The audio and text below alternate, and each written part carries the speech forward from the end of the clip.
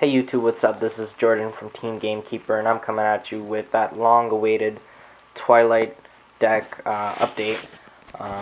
This is a deck that I used last October at regionals, which I topped 4. Was the biggest regionals in Montreal ever, which was hosted by Gamekeeper, which is basically the store, which is the team that I belong to.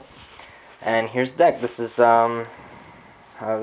Not many changes, basically. For those of you that want to know, took out Dust Shoot, Glow Bulb, added in Lumina. So the 2 ban cards and the unlimited card swap places. My original deck was 41. This one's at 40. Got 2 Trags. And I guess I'll justify all my choices, why I've decided to keep it so much as is. The reason why I always put Tragodia in my Lightsworn decks.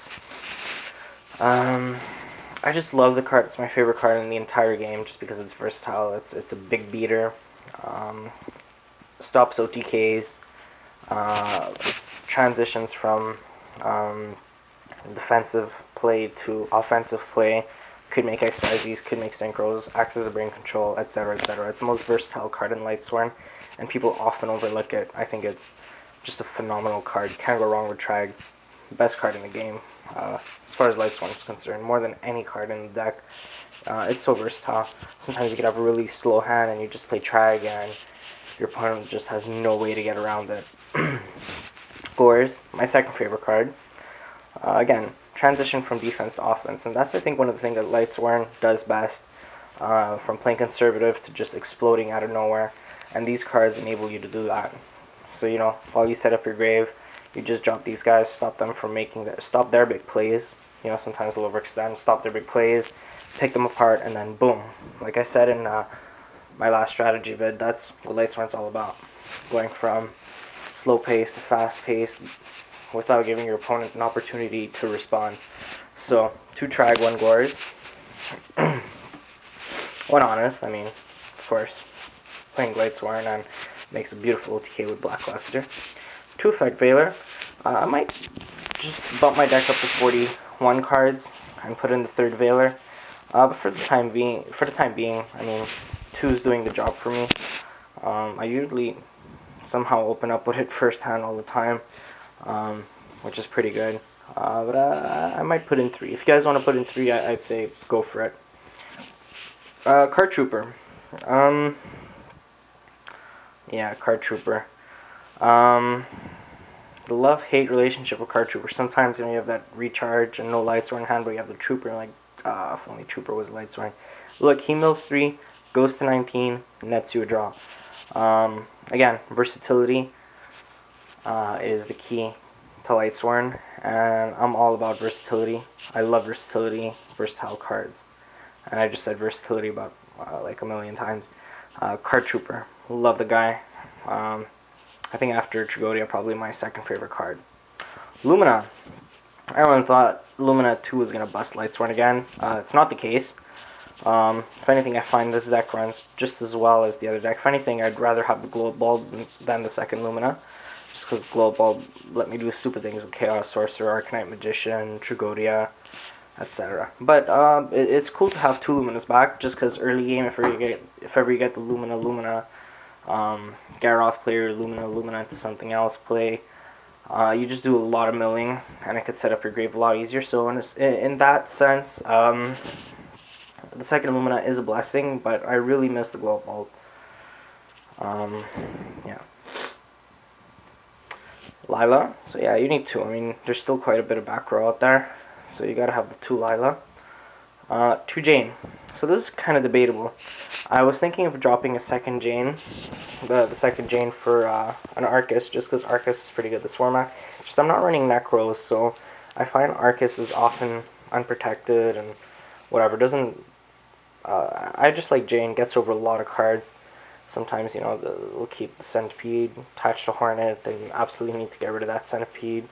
As stupid as it sounds, sometimes you need to crash into it. Sometimes, Thunder King's not seeing as much play. Sometimes you need to get over the Thunder King. So, Jane's just a good, useful versatility card. He's also a decent opening play turn 1 if you don't have Card Trooper or Raikou. Just summon him, mill 2 when he's a big beater at 1800 on the field. 2 Raikou. I might get some criticism for that, just because Inzectors are pretty big, but don't forget, he's amazing versus Dinos. They'll usually go turn 1 Lagia, and then they're just going to go Lagia, attack Raikou, like, yeah, I mean, he just kills Lagia, so I like 2 Raikou. And I find I'm facing a lot more Dinos than Inzectors, and I have quite a few answers to Inzectors anyways. I don't have a big problem with them, so yeah, 2 of those guys. Garoth, Aaron, and the Lone Wolf. He's more in there for a name than anything. When you mill him, cool. If not, I mean, he's just there. Plague. Some people are arguing strongly that he should just come out of the deck now that, you know, Bulb's gone or whatever, but Plague was always a staple in Lightsworn, even before Bulb was there. It's kind of difficult taking him out, because sometimes he does really get you out of a tight spot. Just go top deck for Plague, and you just, you know, do a whole bunch of stupidities. I still like him. I really do like him. And I mean, at the end of the day, the only 2 cards that really clog your hand are Plague and Wolf, I mean, apart from the bosses. So, with, you know, 1 Bulb out of there, hands have been more consistent. Although I love Bulb, it was one of my favorite cards. So it's a shame to see him gone. 3 JD, no surprise there. I mean, he's at 3. Some people like running him at 2 for, like, you know, consistency and whatever, but I don't run a lot of recursion other than Phantom of Chaos, Pot of Avarice, and Reincarnation, so I like to have 3. So here's the Chaos. BLS, 2 Chaos Sorcerers. I just love Chaos Sorcerer. He's like an MST that's a +1. So if I summon Chaos Sorcerer and they bottomless or deep prison it, I mean, at the end of the day, it did its job. I removed 2 cards because I banish a card. Well, I mean, obviously not off deep prison, but let's say I have another monster and attack, and I get Mirror Force or whatever. But at the end of the day, Chaos Sorcerer is always a +1 on summon, unless he gets warning, and even at that point, it's a 1-for-1, and I just knocked off 2,000 life points from my opponent. He's an MST basically, so when he comes on the field, there's either going to be a back row that is going to have to deal with him, or they lose monsters. So either 1-for-1 or +1. So an incredible card. Just as is BLS, except Chaos Sorcerer usually comes before BLS, because it kind of, like, you know, refills the grave with another dark, and then you just BLS. So they have to worry about him, and then when they drop him, they might not have an answer for it. Phantom of Chaos. Yeah, I'm gonna get a lot of hate for this, but Phantom of Chaos is such a good card. I mean, I was playing on Dueling Network the other day, and I go Phantom of Chaos, remove Trag, ditch level 4, which I think was Honest, take control of their level 4. XYZ into Utopia, make Utopia Ray. Special summon Chaos Sorcerer. So at this point, there's only 2 monsters left because I stole his last one, and he's at, I think, 61 or 6,000 life points, something like that. So I have Utopia Ray and Chaos Sorcerer. Reincarnation, get Honest. Remove Detach 4 off Utopia, so I pumped 4,000 and put his biggest monster down to 0. Chaos Sorcerer, attack into the 0, so he takes 23, and then I go Phantom of Chaos, attack over his remaining monster, drop Honest, and that puts 4,000 damage on the board for game. So out of nowhere, I was able to do, you know, basically off Chaos Sorcerer and Phantom of Chaos and a couple of other hands, I was able to go for game. So yeah, and then as far as the spells go, nothing changed here. 3 recharge, charge, duality. Better than ever now that Thunder King's not around, so I don't have to worry about that pesky Thunder King. Like, oh crap, I gotta get rid of Thunder King before I use that. Avarice, Reincarnation, Reborn, Hole, Storm. I mean, this is all staple, right? Double MST. I just like a word on these 2 cards right here. Reincarnation Avarice. People say, oh, Reincarnation's always like one step forward, two behind. I disagree. I think Pot of Avarice is, I mean, if Trag's my favorite card and Card Trooper is my second favorite card, then Pot of Avarice is my third favorite card. Just because after I make a huge play, JD, whatever, and then I play Pot of Avarice on a heavy graveyard, my opponent usually scoops, so like, screw it. Awesome card. And Reincarnation, I like Reincarnation better than Beckoning just because it's faster and just because I'm playing a lot of dark. Sometimes I have to, flip Beckoning and I'm discarding like a Chaos Sorcerer, a Gores, and a Trag, and, just to get, I mean, sure, I'm getting back 3 JDs, but it telegraphs the play. If I go Monster Reincarnation and get a JD, or let's say a Chaos Sorcerer, it might mislead them. So, if I play the Chaos Sorcerer and they're like, oh, okay, so that's his best play, right? And then I just remove, and then, let's say, remove 2 from play, special summon Chaos Sorcerer or BLS, whatever. I'm like, okay, warning. And then I just drop JD and go for game or the nuts from there on. So, yeah, I really like these plays. So, I mean, Reincarnation doesn't telegraph your plays. Even though it's a -1, I guess Avarice balances out because Avarice is a +1. So, yeah, so I guess I'm going to try and cut this short. I didn't want this video to be, whatever, like 11.5 minutes now. So yeah, Utopia Ray, awesome card, one of the best cards, one of the best XYZ cards, most underrated. I absolutely love it with 2 Trag. There's no reason not to play Utopia Ray.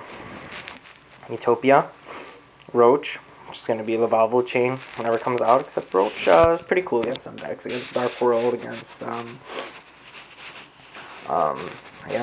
guess it depends on the deck, but I mean, you wouldn't really be using it against any of the big 3.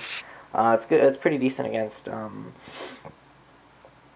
mean, anything that synchros or fusion summons. Leviar, for obvious reasons. Leviathan, Giga Brilliant, Zenmaines, Acid Golem. Actually, I don't even have Giga Brilliant in here anymore, because I put back Armory Arm. Mistworm, now that Trishul is gone. Pretty good card. Still, worst comes to worst, it'll bait out a Veiler, and then you just go for the nuts. Scrap Dragon, Stardust, Black Rose, Arcanite. I still have Veiler. I mean, I hate wasting a Veiler with Chaos Sorcerer to make him, but at the end of the day, you're removing 3 of their cards. Well, you're removing 1 and popping 2. So I guess it's still good. It's not as good. It's not as OP as it once was, but Arcanine Magician is still a really great card to have in here. Bionic, Cataster. No Librarian, just because Librarian's not that great anymore. And Armory Arm. Again, same thing. I hate having to waste the Veiler, but sometimes you gotta go Veiler with level 3, make Armory Arm, and then you do the whole BLS Armory Arm shenanigans, as I showed in one of my previous videos. Alright guys, so this is Jordan, and here I am for Team Gamekeeper, and this is my Twilight deck for this format. You guys are gonna see me and my team at Nats this year, so we're gonna be getting Team Gamekeeper shirts. So if ever you see us, please pass by and say hi. And on top of that, if there's any Shell viewers out there, please come to Osier on April 21st. It's going to be the biggest regionals in Montreal. Should break the last record if we get over 200 in attendance, while Montreal is going to be getting its second ever SJC/YCS. Our first was back in, 2006, 2007. So I really hope if we break 200, we're getting it for sure. So please, everyone from the Montreal area, come down to Osier. As you guys know, Osier are partners with Team Gamekeeper, and I'd love to see everyone there. Alright guys, so this is Jordan, and this is my Twilight build, and I'd like to wish all our viewers happy holidays for Easter, and I hope you guys enjoyed this. So comment, rate, subscribe, and again, if you guys have any questions or want any tips, please feel free to inbox me. As you know, I always respond my inbox messages within at least a day or 2. Alright guys, so take care, bye.